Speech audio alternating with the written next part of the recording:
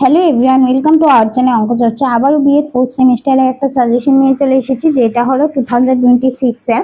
এবং আজকে যে কোর্স কোডটা নিয়ে আলোচনা করবো সেটা হলো কোর্স কোড 1.4.EPC4, যেটা হলো যোগা এডুকেশন। আরেকবার বলে রাখি, যারা অপশনাল পেপার যোগা এডুকেশন নিয়েছো তাদের জন্য কিন্তু খুব সুবিধা, কারণ যারা APC4টা পড়বে তাদের জন্য কিন্তু যোগা এডুকেশন এক্সট্রা করে আর পড়তে হবে না। হ্যাঁ, এটা পড়লেই কাভার হয়ে যাবে। সেম কোশ্চেনই আসে, মানে একটু ঘুরিয়ে ফিরিয়ে আসে কিন্তু সেমই আসে, ঠিক আছে। যোগা এডুকেশন, তার জন্য আমি বলি যারা অপশনাল পেপার নাও তারা যাতে যোগা এডুকেশন নিয়ে থাকো। যোগা এডুকেশন নিলে এটাই সুবিধা হয়, EPC4 এর যারা যোগা এডুকেশনের সাজেশনগুলি পড়ে যাও সেটাই কিন্তু অপশনাল পেপারে কাজে লেগে যায়। বিএড ফোর্থ সেমিস্টার সাজেশন 2026 এর আজকে আলোচনা করছি। তোমরা তো জানো আমরা যে সাজেশনগুলি দিয়ে থাকি এইগুলি কিন্তু বিগত বছরে প্রশ্নপত্র যাচাই করে দিয়ে থাকি, এবং আমাদের যে স্ক্রিনে যে নাম্বারটা দেওয়া আছে সেই নাম্বারটা কিন্তু তোমরা হোয়াটসঅ্যাপে যোগাযোগ করলে কিন্তু এই সাজেশনগুলি অতি স্বল্প মূল্যে পেয়ে যেতে পারো। তাও ফার্স্ট আমরা 2 মার্কের কোশ্চেন আলোচনা করব। 2 মার্কের কোশ্চেন তো জানো তোমরা, 7টা কোশ্চেন আসে, যার মধ্যে 5টা কোশ্চেন করতে হয়। তো ফার্স্ট কোশ্চেন আমরা আলোচনা করবো, আত্মমর্যাদা বৃদ্ধি 2টি উপায় লেখো। 2 নম্বর, আত্মমর্যাদা বোধ বলতে কি বুঝো। 3 নম্বর, সমার্থক আচরণের জন্য 2টি কৌশল লেখো। 4 নম্বর, আত্মমূল্যায়ন কি। 5 নম্বর, আত্মমর্যাদার প্রকারগুলি লেখো। তারপর আর 6 নম্বর, আত্মবোধ কাকে বলে। 7 নম্বর, আত্মবোধের উপাদানগুলি লিখো। আর দেন 8 নম্বর হলো সুস্বাস্থ্যের জন্য যোগ ব্যায়ামের 2টি প্রয়োজনীয়তা লিখো। 9 নম্বর, পঞ্চকোষের ভাগগুলি কি কি। 10 নম্বর, পতঞ্জলি যোগসূত্রের কয়টি অধ্যায় কি কি, বা অষ্টাঙ্গ যোগের সাধনাগুলি কি কি, বা অষ্টাঙ্গ যোগের অঙ্গগুলি। পতঞ্জলির যোগসূত্রের 8টি অধ্যায়গুলি কি কি, ঠিক আছে। নিয়ম কত প্রকার কি কি। তারপর প্রাণায়াম কি। ষষ্ঠ যোগের কয়েকটি গ্রন্থের নাম লিখো। তারপর 2টি ধ্যান সাধনের নাম লিখো। সমাধি কয় প্রকার কি কি। যোগ বলতে কি বুঝো। যোগ শব্দের অর্থ কি, বা হলো যোগ ভাষ্য গ্রন্থটি রচয়িতাকে। তারপর হলো যোগ অভ্যাসের 4টি লক্ষ্য উদ্দেশ্য করো। ভেরি ভেরি ইম্পর্টেন্ট কোশ্চেনগুলি কিন্তু। আন্তর্জাতিক যোগা দিবস বলতে কি বোঝায় তোমরা জানো, আর যোগা দিবস কবে পালিত হয় এটা একটু জেনে নেবে। অষ্টাঙ্গ যোগ বা রাজযোগ কাকে বলে, 20 নম্বর কোশ্চেন।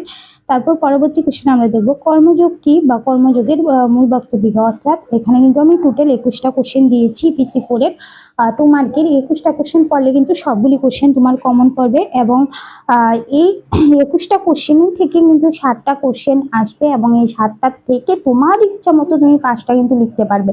21টা কোশ্চেন থেকে তুমি যদি মিস করো তাহলে কিন্তু কমন পড়বে না, তারপর বললে কিন্তু হবে না। যেহেতু এটা 4th সেমিস্টার, কোশ্চেন কিন্তু ঘুরিয়ে ফিরিয়ে হবে, যার জন্য একটু বেশি করে কোশ্চেন দিয়েছি। বারবার বলছি, এই কোশ্চেনগুলি কিন্তু পরে গেলে তোমার কমন পড়বে, আর মিস করলে কিন্তু কমন পড়বে না। আর 4th সেমিস্টারে ব্যাক যাতে কোনোভাবেই না আসে, যদি 4th সেমিস্টারে ব্যাক আসে তাহলে কিন্তু মানে তোমাদের জন্য অসুবিধা হয়ে যাবে, কারণ 4th সেমিস্টারে ব্যাক আসবে, আবার পরবর্তী পর্যায়ে 4th সেমিস্টার তোমার দিতে হবে, তারপর রেজাল্ট আউট হবে, তারপর মার্কশিট আসবে, মানে অনেক লেট হয়ে যাবে তোমাদের যে কোনো এক্সামে বসতে, ঠিক আছে। তোমরা তো পড়ছো আপার প্রাইমারি, তারপর হলো SLST এইসব পরীক্ষার জন্য, তাই না। তো সেইগুলির ক্ষেত্রে কিন্তু লাস্ট মার্কশিট আপলোড করতে হয়, এবং লাস্ট মার্কশিটের যে পার্সেন্টেজ সেটা কিন্তু আপলোড করতে হয় বিএড এর, ঠিক আছে। তো তার জন্য কিন্তু বিএড 4th সেমিস্টার যাতে কোনোভাবেই ব্যাক না আসে, ভালো করে পড়া শুরু করো। আজকে কিন্তু আগস্টের প্রায় 5-6 তারিখ হয়ে গেছে, তো সেই ক্ষেত্রে কিন্তু আর বেশি দিন সময় নেই। আজকে থেকে পড়া শুরু করো, যাতে তুমি খুব তাড়াতাড়ি কমপ্লিট করে নিতে পারো। পরবর্তী আমরা কিন্তু আলোচনা করব 5 মার্ক নিয়ে, ওকে। 5 মার্কে কিন্তু 7টা কোশ্চেন আসে, যার মধ্যে 5টা তোমার লিখতে হয়। সবগুলি কোশ্চেন কিন্তু পড়বে, একটা কোশ্চেনে কিন্তু মিস করবে না। ফার্স্ট কোশ্চেন, হঠযোগের অভ্যাস সম্পর্কে সংক্ষিপ্ত বিবরণ লিখো। তারপর হঠযোগের ক্রিয়াগুলি সংক্ষিপ্ত বর্ণনা লিখো, অথবা হঠযোগের বিভিন্ন ক্রিয়াগুলি পুঙ্খানুপুঙ্খভাবে লিখো।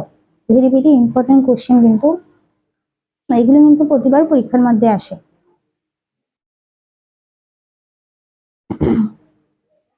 হঠযোগ আসনের গুরুত্ব সম্পর্কে আলোচনা করো। তারপর হলো বা আসন অনুশীলন উপকারিতাগুলি কি কি। ভেরি ভেরি একটা ইম্পর্টেন্ট কোশ্চেন, এই কোশ্চেনগুলি কিন্তু পরীক্ষার মধ্যে এসে থাকে। পরবর্তী, আত্মবোধের বিকাশ সম্পর্কে লিখো। আত্মবোধের ধারণার বিভিন্ন প্রক্রিয়া ব্যাখ্যা করো।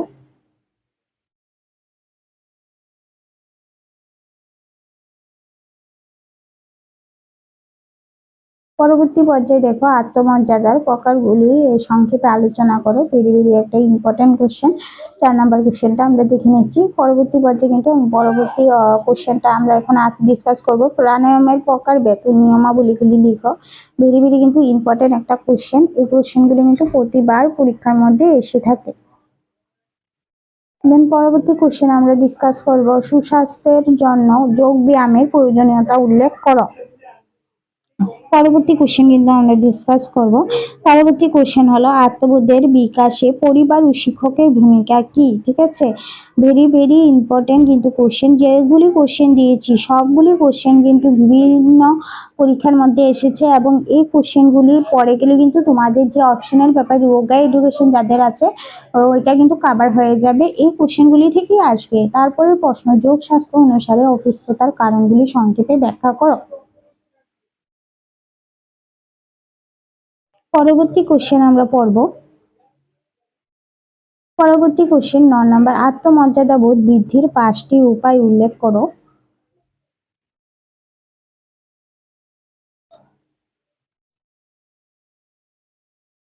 পরবর্তী কোশ্চেন দেখো আত্মবোধের গুরুত্ব সম্পর্কে বিবৃতি লেখো। আত্মবোধের গুরুত্ব সম্পর্কে বিবৃতি লেখো।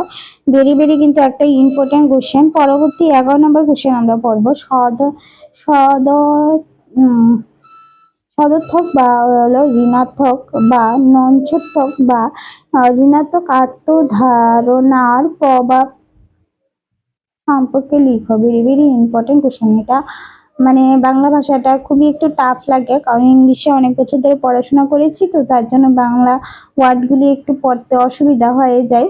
হ্যাঁ, আমার কলেজ ইউনিভার্সিটি এবং স্কুল পুরাটাই ইংলিশে ছিল, যার জন্য বাংলা ভাষাটা একটু পড়তে মানে কঠিন ওয়ার্ডগুলি পড়তে একটু অসুবিধা হয়। তোমরা একটু বুঝে নেবে, ঠিক আছে?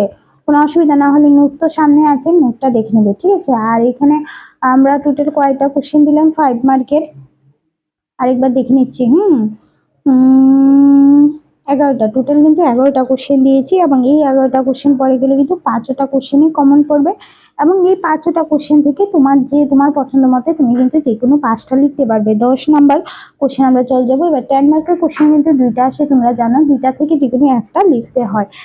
যে কোশ্চেনগুলি দিচ্ছি একটা কোশ্চেনও কিন্তু মিস করবে না, কারণ ভীষণ ইম্পর্টেন্ট কোশ্চেনগুলি। একটা কোশ্চেনও যদি মিস করো আর ওই কোশ্চেনটা কিন্তু চলে আসে তখন কিন্তু তোমার খুব একটা মানে আফসোস হবে, ভীষণ আফসোস হবে যে এই জিনিসটা থেকেও আমি পড়িনি বলে আজকে আনসার করতে পারিনি, ঠিক আছে? আর 4th সেমিস্টার ব্যাক আসলে তো তারপর খেলা খতমই, এখানে খেলা খতম। কারণ পরবর্তী সময় আবার 4th সেমিস্টার দিয়ে ট্যাট পরীক্ষা আসতে আসতে যেটা আপার প্রাইমারি এবং SLST মানে ভীষণ একটা সমস্যা সৃষ্টি হয়ে যায়। চলো 10 মার্ক নিয়ে আলোচনা করবো। ফার্স্ট কোশ্চেন, যোগের ঐতিহাসিক ক্রমবিকাশ সম্পর্কে আলোচনা করো।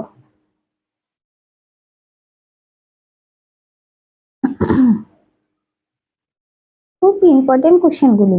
তারপর 2 নম্বর, যোগের মাধ্যমে মানসিক পীড়ন নিয়ন্ত্রণ ও যোগ সংক্রান্ত খাদ্যাভ্যাসের বিবেচনা বিস্তারিতভাবে বর্ণনা করো। 2 নম্বর কোশ্চেন, ভেরি ভেরি একটা ইম্পর্টেন্ট কোশ্চেন। তারপর ভেরি ভেরি একটা ইম্পর্টেন্ট কোশ্চেন কিন্তু এরপর পরবর্তী কোশ্চেন কিন্তু আমরা আলোচনা করব। বৃষ্টি হচ্ছে তো আমাদের এইখানে, তো গলাটা একটু বসে আছে। 3 নাম্বার দেখো স্বাস্থ্যকর জীবনযাপনের যোগ বিদ্যার নীতি সমূহ বিস্তারিতভাবে লিখো, অথবা স্বাস্থ্যকর জীবনযাত্রার জন্য যোগ চর্চার গুরুত্ব উল্লেখ করো। ভেরি ভেরি ইম্পর্টেন্ট কোশ্চেন, ভীষণ ইম্পর্টেন্ট কোশ্চেন। এই কোশ্চেনগুলি কিন্তু প্রতিবার পরীক্ষার মধ্যে আসে এবং এই কোশ্চেনগুলি কিন্তু এবার পরীক্ষার মধ্যে আসবে। সবগুলি কোশ্চেন পড়ে যাবে, একটা কোশ্চেনও মিস করবে না। আর ডেসক্রিপশন বক্সে কিন্তু আমাদের ফোন নাম্বার দেওয়া থাকবে বা স্ক্রিনেও ফোন নাম্বার দেওয়া থাকবে, সেখান থেকে কিন্তু আমাদের সাথে হোয়াটসঅ্যাপে যোগাযোগ করে অতি স্বল্প মূল্যে সাজেশনগুলি নিয়ে তারপর পড়া শুরু করে দাও কিন্তু, ঠিক আছে? লেট করবে না কিন্তু। 4 নাম্বার, ঋষি পতঞ্জলির অষ্টাঙ্গ যোগের ধারণাটি বিবৃতি করো। পরবর্তী কোশ্চেন আমরা দেখব এই পতঞ্জলি থেকে একটা কোশ্চেন আসবে, হয় যোগা এডুকেশনে আসবে না হলে PC4 আসবে। পতঞ্জলি থেকে প্রতিবারই কোশ্চেন আসে এবং পতঞ্জলির মধ্যে কিছু সংস্কৃত ওয়ার্ড থাকে, এই ওয়ার্ডগুলি লিখলে কিন্তু ভালো নাম্বার পাওয়া যায়। দেখবে নোটটা পুরাটা পরে আমি কিন্তু সেই সংস্কৃত মানেটা দিয়ে দিয়েছি, ঠিক আছে? তারপর 5 নম্বর কোশ্চেন আমরা দেখব যে কোনো একটি ধ্যানের পদ্ধতি সম্পর্কে আলোচনা করো। যে কোনো একটা ধ্যান নিয়ে আলোচনা করো এরকম বলে কিন্তু পরীক্ষার মধ্যে। অ্যাকচুয়ালি যে যোগা বলো, যোগা জিনিসটা কিন্তু খুবই ভালো স্বাস্থ্যের জন্য। এবং মানে আমাদের স্বাস্থ্যের উন্নতি হয় বা কোনো রোগ থাকলে সেটা নিরাময় হয়ে যায়। আর ছোট থেকে কেউ যদি যোগা এডুকেশন করে থাকো তার কিন্তু রোগশোক খুব কম হবে। আজকাল দিনে আমরা খুব খারাপ জিনিস খাই, ভালো জিনিস খাই না, সব জিনিসের মধ্যে ভেজাল থাকে। তার জন্য কিন্তু সবাই আমাদের যোগা করা দরকার প্রতিদিন সকালে উঠতে। সব থেকে বেশি সূর্য প্রণামটা যেটা থাকে, সূর্য প্রণামটা যদি সকালে করে নাও না, 11টা স্টেপ আছে সূর্য প্রণামে, তাহলে কিন্তু তোমাদের মানে শরীর অনেকটা রিল্যাক্স হয়ে যাবে এবং রোগ খুব কম আক্রমণ করবে, মানে খুব কম তুমি তারপর দেখবে রোগে খুব কম ভুগছো। ঠিক আছে, আমি প্রতিদিন সকালে উঠে কিন্তু সূর্য প্রণাম করে নিই 11টা স্টেপ, মানে যার জন্য বলাই যায় মানে ভীষণ একটা রোগে ভুগতে হয় না। তারপরেও যদি মানে খাওয়া দাওয়া তো আমাদের ঠিক একটা ভালো হয় না, যেহেতু এখন মানে বেশি প্রোডাকশন করার জন্য কিন্তু বিভিন্ন ধরনের যে রাসায়নিক সার ইউজ করে, যার জন্য কিন্তু আমাদের অনেকটা ক্ষতি হয়ে যায়। তারপরেও যতটা ওয়ার্কআউট করা যায় তা এতই কিন্তু শরীরের জন্য ভালো। তো আমরা আজকে যে বিষয়টা নিয়ে আলোচনা করেছি সেটা হলো EPC 4। আর পরবর্তী পর্যায়ে আমরা অপশনাল কোর্সটি নিয়ে আলোচনা করব। আমি কিন্তু কোর্স কোড 1.4.6 দিয়ে দিয়েছি, 1.4.8 দিয়ে দিয়েছি, 1.4.10 দিয়ে দিয়েছি, আর 1.4.EPC 3 দিয়ে দিয়েছি, আজকে EPC 4 দিয়ে দিয়েছি। তারপর কিন্তু একটা একটা করে অপশনাল পেপার দিব। অপশনাল যেমন yoga education, peace and value education, তারপর working vocational education, guidance and counselling, তারপর EVS, সবগুলি কিন্তু অপশনাল কোর্স একটা একটা করে দিয়ে দেবো। যাতে তোমাদের কোনো জায়গায় অসুবিধা হয় যে কোনো টাইম এনি টাইম তোমরা আমার সাথে যোগাযোগ করতে পারো হোয়াটসঅ্যাপে। ঠিক আছে, নাম্বারটা লিখে নাও 7640889019। এটা আমি ডেসক্রিপশন বক্সে দিয়ে দেবো, সেখান থেকে নিয়ে আমার সাথে যোগাযোগ করতে পারবে কোনো অসুবিধা হলে। আর তোমাদের কিন্তু 4th সেমিস্টার EPC 3 এর একটা PPT প্রেজেন্টেশন আসছে। যারা এখনো PPT প্রেজেন্টেশনটা রেডি করোনি আমাদের সাথে যোগাযোগ করে PPT প্রেজেন্টেশন বানিয়ে নিতে পারো। অতি স্বল্প মূল্যে বানিয়ে নিতে পারো। আমি কিন্তু ফার্স্ট সেমিস্টারে 5টা PPT প্রেজেন্টেশন দেখিয়ে দিয়েছি, আর 4th সেমিস্টারও 5টা PPT প্রেজেন্টেশন দেখিয়ে দেবো, যাতে তোমাদের কোনো জায়গায় কোনো অসুবিধা না হয়। তো চলো ভাই, আজকে এখানে রাখছি। পরবর্তী পর্যায়ে আবার কিন্তু ডিসকাস করবো অপশনাল পেপারগুলি নিয়ে। আর এই সাজেশনগুলি ভালোভাবে পড়লে কিন্তু 100%ই তোমরা কমন পাবে। কোশ্চেনের কিন্তু গভীরতা বুঝতে হবে, কোশ্চেনের গভীরতা বুঝলে কিন্তু কোনোদিন তোমাদের কোশ্চেন কমন পড়ছে না এরকম হবে না। কিন্তু কিছু কোশ্চেন একটু ঘুরিয়ে ফিরিয়ে দেবে, যেহেতু 4th সেমিস্টার, তারপরে কিন্তু তোমরা মানে টিচিং প্রফেশনের জন্য একদম রেডি হয়ে যাবে। তার জন্য কিন্তু যেহেতু এটা প্রফেশনাল কোর্স না, একটু ঘুরিয়ে ফিরিয়ে তো দেবে। স্কুল কলেজের পরীক্ষা না কিন্তু, যে সংজ্ঞা কাকে বলে কিভাবে হচ্ছে এরকম দেবে। হ্যাঁ, একটু ঘুরিয়ে ফিরিয়ে দেবে, যেহেতু এটা প্রফেশনাল কোর্স, আমি আগেও বলেছি। তারপরেও তোমাদের কোনো সমস্যা হলে আমার সাথে যোগাযোগ করতে পারো। আমার হোয়াটসঅ্যাপ নাম্বার 7640889019, নাম্বারটা লিখে নাও, এবং এই নাম্বারে কিন্তু তোমরা আমার সাথে হোয়াটসঅ্যাপে যোগাযোগ করতে পারবে। তো চলো ভাই, আজকে এখানেই রাখছি। বেস্ট অফ লাক, ভালো করে পরীক্ষা দাও।